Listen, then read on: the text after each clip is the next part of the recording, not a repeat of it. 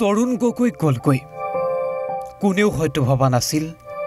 তৰুণ গগৈ এনেদৰে যাবগৈ সদায় হাঁহি থকা মানুহজন এটা বন্ধ বাকচত এতিয়া চিৰনিদ্ৰাত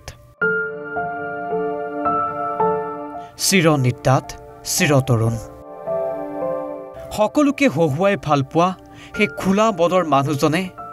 হাঁহি হাঁহিয়েই গুচি গলগৈ আজি পুৱা GMCHৰ পৰা লৈ যোৱা হ'ল তেওঁৰ নশ্বৰ দেহ GMCHৰ পৰা চৰকাৰী বাসভৱনলৈ লৈ যোৱা হ'ল নশ্বৰ দেহ অজস্ৰ গুণমুগ্ধই অন্তিম যাত্ৰাত সংগ দিলে তৰুণ গগৈক তাৰ পাছতেই লৈ যোৱা হ'ব শংকৰদেৱ কলাক্ষেত্ৰলৈ শংকৰদেৱ কলাক্ষেত্ৰতেই ৰখা হ'ব তৰুণ গগৈৰ নশ্বৰ দেহ তিনিটাকৈ কাৰ্যকালৰ বাবে মুখ্যমন্ত্ৰী হোৱা মানুহজনক কোনেও পাহৰিব নোৱাৰিব বন্ধুসুলভ মনোভাৱৰ বাবেই জনতাৰ হৃদয়ত স্থান পোৱা তৰুণ গগৈৰ বাবে এতিয়া শোকস্তব্ধ সমগ্ৰ ৰাজ্যবাসী